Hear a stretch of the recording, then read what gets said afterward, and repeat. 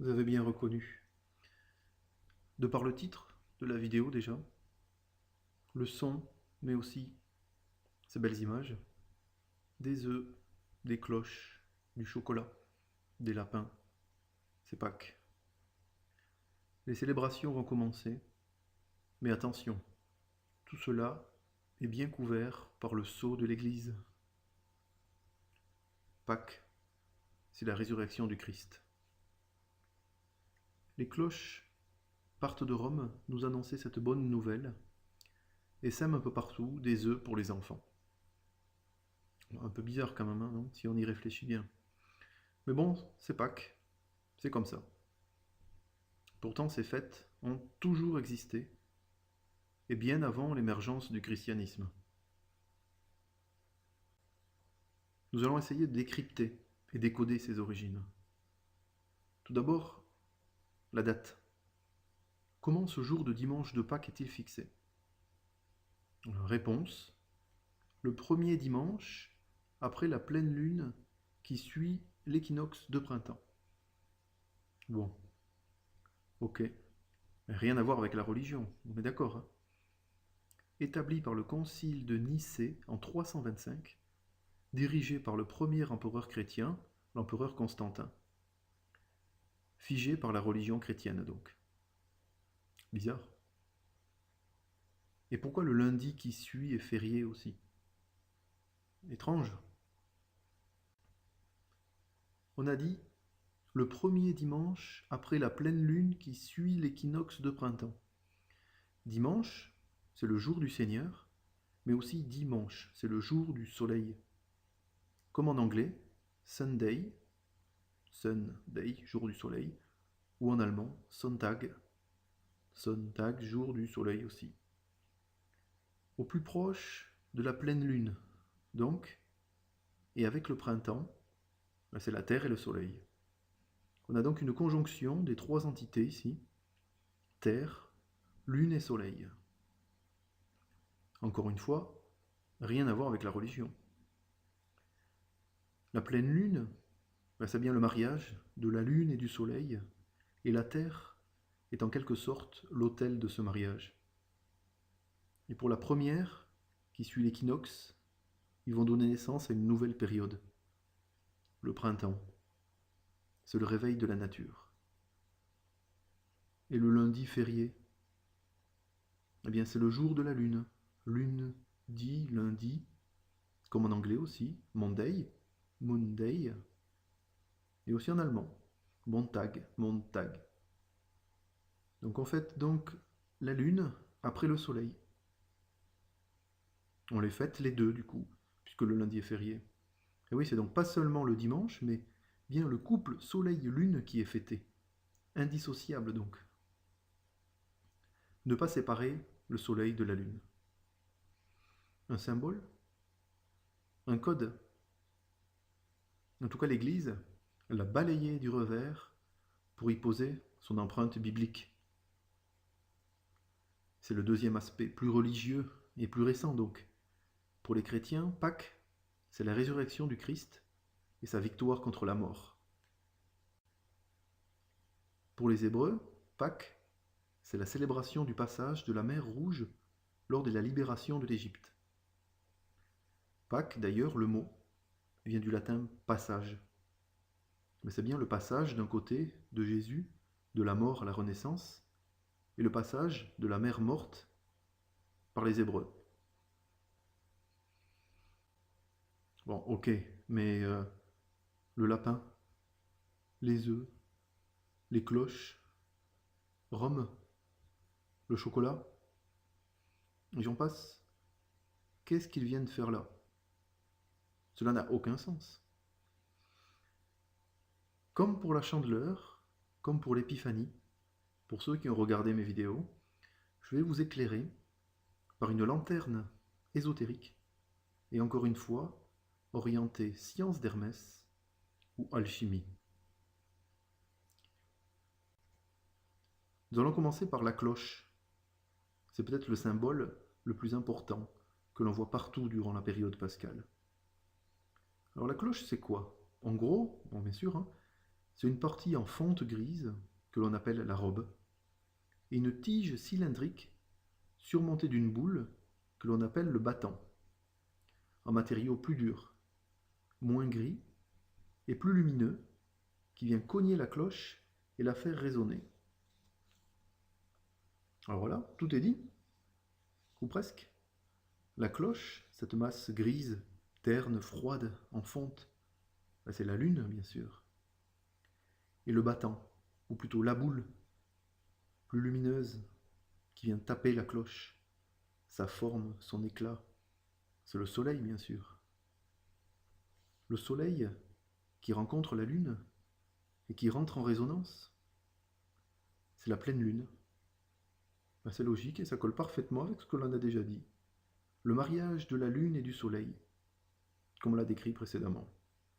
Pâques, le jour où les cloches retentissent, où le soleil et la lune rentrent en résonance donc.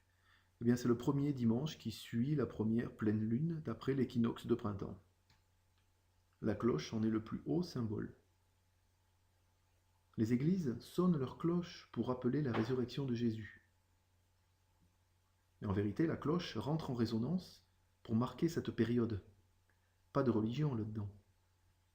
Cette fête païenne marque donc par la cloche une période spéciale. Mais laquelle? Et pourquoi la cacher ainsi? En attendant, regardons les autres symboles. Les œufs.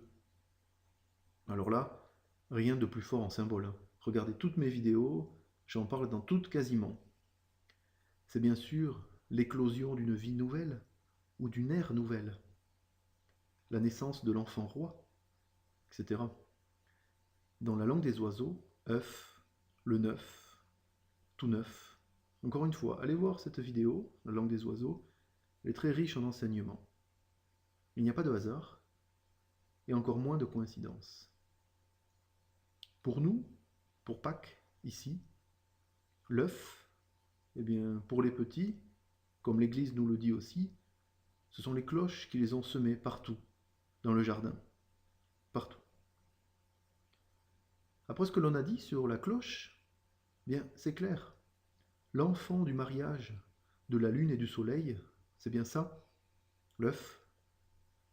En alchimie, la lune et le soleil se marient et donnent naissance à cet œuf que l'on doit couver pour en faire éclore l'enfant roi.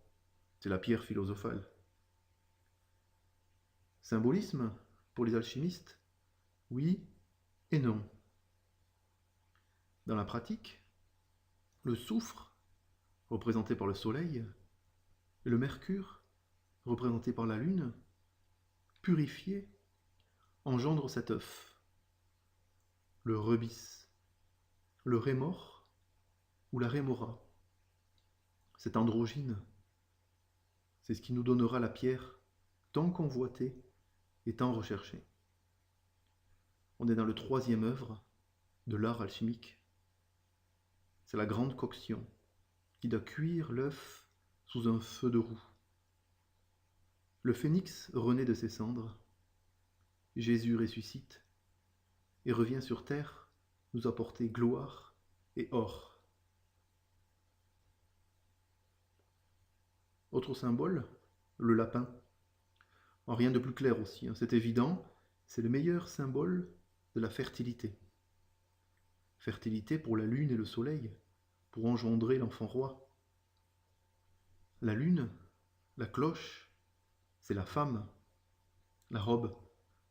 Et le battant avec la boule, c'est le pénis, l'homme qui va se marier avec la femme pour engendrer dans la plus grande fertilité un enfant. Mais pas n'importe lequel, le roi.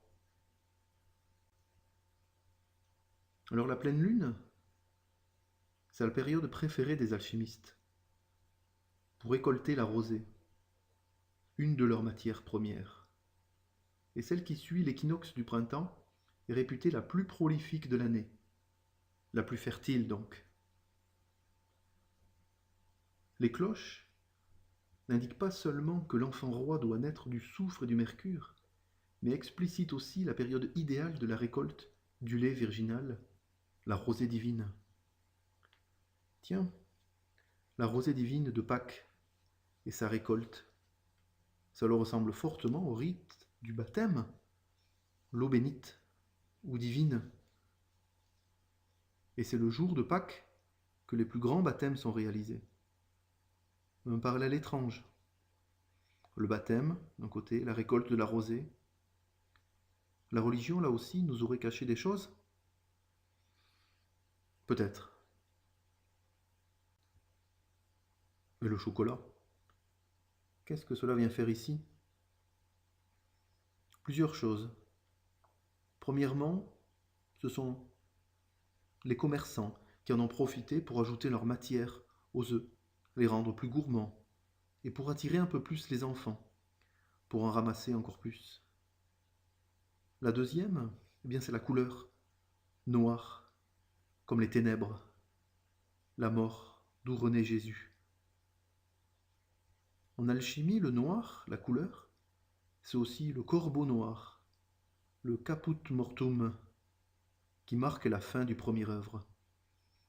Le corbeau, c'est le beau corps, qui rend l'œuf encore meilleur, pour en donner un enfant encore meilleur. Le troisième point, le chocolat, c'est bien sûr le plaisir. C'est en quelque sorte un feu secret qui rend encore plus amoureux. On le voit jusque dans les publicités. C'est le feu secret qui brûle au fond de nous. Et ce feu secret, ce terme, il est bien connu des alchimistes.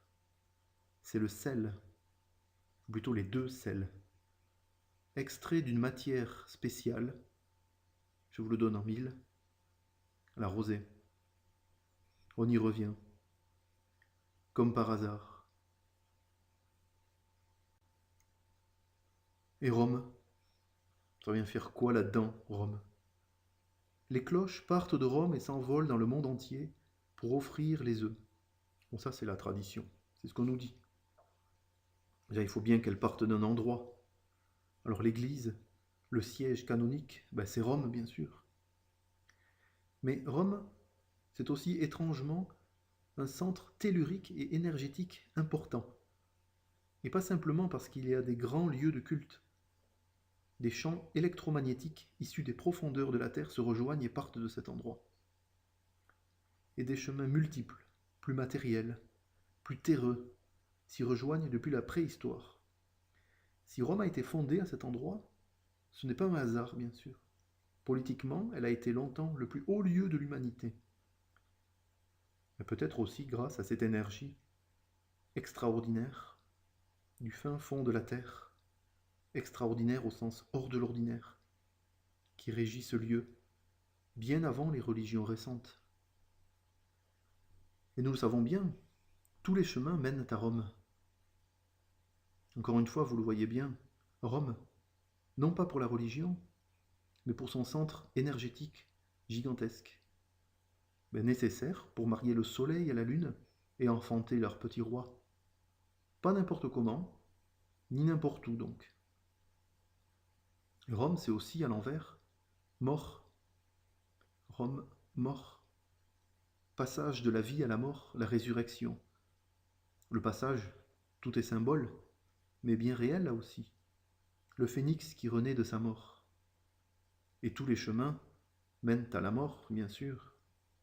Alors il ne faut pas se tromper de chemin pour sa réalisation personnelle et pour la réalisation d'une autre chose. Allez, une dernière clé ou code. En numérologie, on aime bien associer tout simplement un nombre à une lettre et on additionne le tout. Par exemple, Frédéric, F6, R18, E5, etc. nous donne total 68. Alors, si on fait la même chose avec Pâques, P, A, Q, U, E, S, 16, 1, 17, 21, 5, 19, et la somme, ça nous fait 79. Alors, 79, qu'est-ce que c'est? On va sur le tableau périodique des éléments, le numéro atomique d'un métal, 79, bien sûr, c'est l'or. L'or, métal précieux, car près des cieux.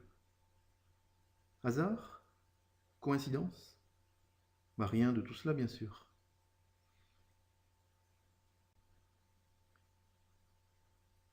En conclusion, encore une fois, comme pour la Chandeleur et l'Épiphanie, l'art alchimique est gravé dans la nature.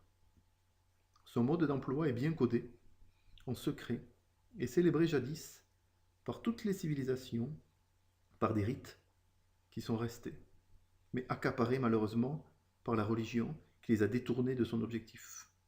La pierre philosophale, pour la transmutation de métaux et pour l'immortalité. Des gens qui transmutent les métaux vils en or, ou qui confectionnent une potion d'immortalité, la panacée. Mais c'est bien trop dangereux. C'est de l'ombre très sombre pour le pouvoir ecclésiastique. Mais ça existe donc. Dans le secret, parce que c'est dans le secret que tout se crée. Purifiez donc le soufre et le mercure. Mariez-les avec la rosée du printemps, au plus proche de la pleine lune, au bon endroit, par le bon chemin, et la pierre vous sera ainsi dévoilée. Mythe, légende ou réalité, symbolique et diabolique, trésor caché et masqué par la religion, eh bien à vous de voir. Alors pour votre récolte d'œufs, le dimanche matin avec vos enfants, ouvrez juste un peu votre esprit, respirez un grand bol d'air frais, écoutez les cloches, croquez du chocolat et repensez à tout cela. N'oubliez pas non plus le lundi de Pâques, parce que le soleil n'est rien sans la lune.